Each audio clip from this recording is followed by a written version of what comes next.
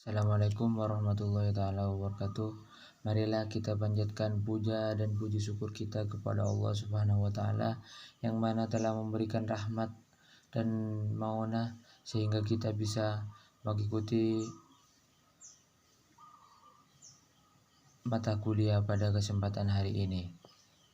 Saya selaku moderator akan memperkenalkan para pemateri-pemateri yang akan menjelaskan tentang investasi jangka pendek dan jangka panjang.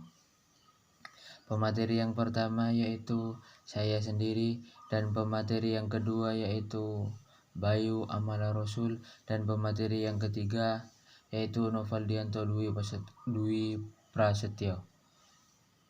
Mungkin hanya itu yang dapat saya sampaikan selaku moderator.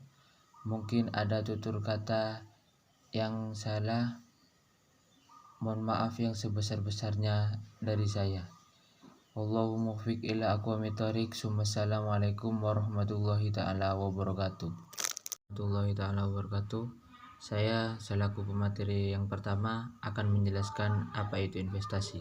Investasi adalah upaya menanamkan modal atau dana dengan harapan bisa mendapatkan keuntungan di masa yang akan datang. Dan slide yang kedua yaitu tujuan investasi jangka pendek dan jangka panjang.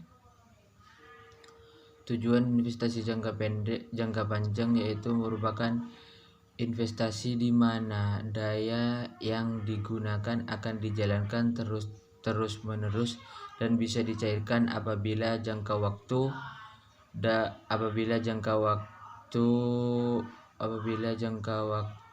tersebut telah jatuh tempo. Dan investasi jangka panjang di sini mempunyai tujuan dan keuntungan. Tujuan investasi jangka panjang yaitu sebagai pengendali sebuah perusahaan atau orang tertentu dengan kepemilikan modal. Yang kedua yaitu menjalin ketersediaan bahan baku produksi di pasar untuk produk yang akan dihasilkan. Dan keuntungan investasi jangka panjang yaitu mendapatkan penghasilan pasif dan setiap periode seperti bunga dividen dan bunga sewa. Poin yang ketiga yaitu investasi jangka pendek. Apa itu investasi jangka pendek? Investasi jangka pendek adalah investasi kurang lebih dari 1 tahun, dan dia mempunyai investasi jangka pendek di sini mempunyai keuntungan dan kelemahan dan juga tujuan. Keuntungan investasi ke jangka pendek yaitu yang pertama itu didapat dari investasi jangka pendek adalah fleksibilitas yang didapat dari penarikan dana dari investor.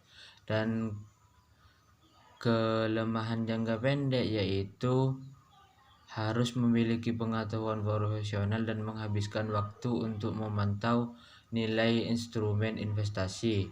Dan yang ketiga yaitu tujuan investasi jangka pendek ada 2, yaitu menjadikan bermanfaat kelebihan arus kas sementara waktu dan memperoleh tambahan dana. Mungkin hanya itu yang dapat saya sampaikan, kurang lebihnya saya mohon maaf.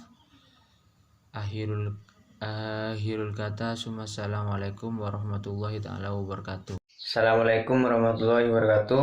Saya Bayu Amala Rasul. Di sini saya akan melanjutkan penjelasan dari pemateri sebelumnya. Di sini saya akan menjelaskan tentang akuntansi investasi jangka panjang, di mana dibagi menjadi 2 metode, yaitu yang pertama metode pencatatan investasi dalam saham, dan yang kedua yaitu metode pencatatan investasi dalam obligasi.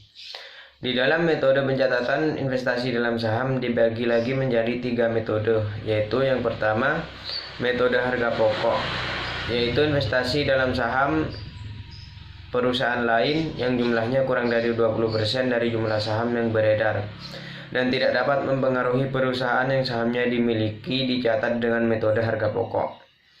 Yang kedua yaitu metode pemilikan. Metode pemilikan digunakan oleh investor yang memiliki saham perusahaan lain dengan jumlah persentase saham sebesar 20-50% dari saham yang beredar.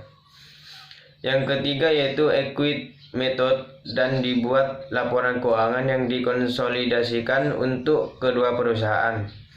Metode ini digunakan oleh investor yang memiliki saham perusahaan lain yang jumlahnya lebih dari 50% dari saham beredar. Metode yang selanjutnya yaitu metode yang kedua adalah metode pencatatan investasi dalam obligasi, yaitu dengan mencatat jumlah harga perolehan obligasi. Total harga perolehan obligasi adalah harga beli ditambah semua biaya pembelian. Dan yang selanjutnya yaitu kebijakan akuntansi investasi dari pemerintah dikelompokkan menjadi dua kelompok, yaitu investasi jangka pendek dan investasi jangka panjang.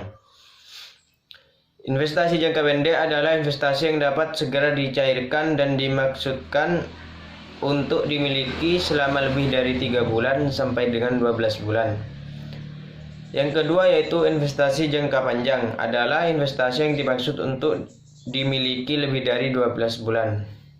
Sekian penjelasan dari saya, kurang lebihnya mohon maaf. Assalamualaikum warahmatullahi wabarakatuh. Assalamualaikum warahmatullahi wabarakatuh. Saya Novalento Dwi Prasetyo. Saya selaku pemateri ketiga akan menjelaskan akuntansi pajak investasi jangka pendek dan akuntansi pajak investasi jangka panjang. Akuntansi pajak investasi jangka pendek ialah kelebihan kas yang tidak diperlukan dalam waktu terdekat. Biasanya kelebihan dana ini dimanfaatkan dengan cara membeli atau menanamkan dalam bentuk surat berharga yang dapat segera dijual. Investasi jangka pendek atau surat efek harus memenuhi persyaratan yang aman. Menurut prinsip akuntansi Indonesia, ada 3 syarat yang harus dipenuhi jika sesuatu surat berharga hendak digolongkan sebagai pernyataan sementara, yaitu 1. Mempunyai pasar yang dapat dijual belikan dengan segera. 2. Untuk dijual dalam jangka waktu dekat bila terdapat kebutuhan dana untuk kegiatan umum perusahaan. 3. Tidak dimaksudkan untuk menguasai perusahaan lain. Persyaratan ini diatur dalam perpajakan dan oleh karena itu klasifikasi dapat berlaku untuk kepentingan perpajakan. Contoh, suatu perusahaan membeli obligasi jasa marga seharga 10 juta dengan suku bunga 15% per tahun. Jasa transaksi sebesar 100.000, pembelian dicatat oleh perusahaan yaitu pengeluaran kas obligasi 10 juta, jasa perantara 100.000, nilai investasi dicatat 10.100.000.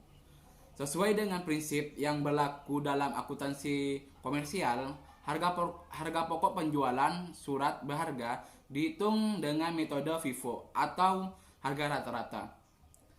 Asalkan penggunaan metode itu dengan catatan atau konsisten dalam catatannya tersebut menunjukkan pada metode penghitungan harga pokok penjualan barang, dapat dikatakan bahwa metode perhitungan pokok surat berharga untuk keperluan fiskal sama dengan prinsip yang berlaku dalam akuntansi komersial. Nilai investasi neraca surat berharga dalam valuta asing sesuai dengan ketentuan peraturan perpajakan harus dijabarkan ke dalam mata uang rupiah. Penjabaran dilakukan dengan menggunakan kurs tanggal neraca atau kurs tetap yang dilakukan secara pencatatan.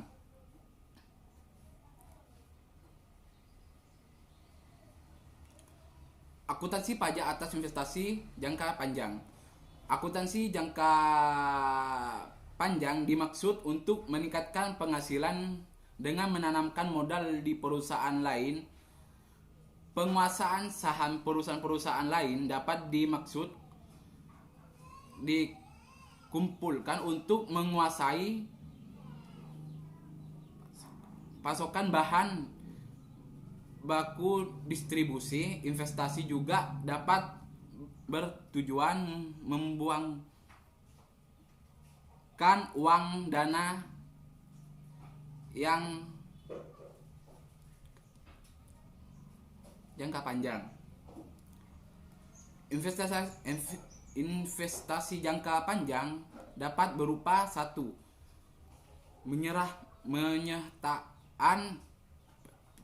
penyertaan dalam bentuk saham, obligasi dan surat penghargaan. 2. Dana untuk melunasi uang jangka panjang atau dana khusus lainnya.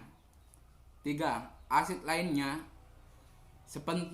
seperti pembelian tanah dengan rencana penggunaan di masyarakat yang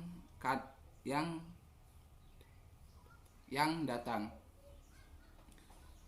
Nilai-nilai proses investasi jangka panjang meliputi 1. Harga pembelian. 2. Biaya broker. 3. Pajak. 4. Biaya lain-lain.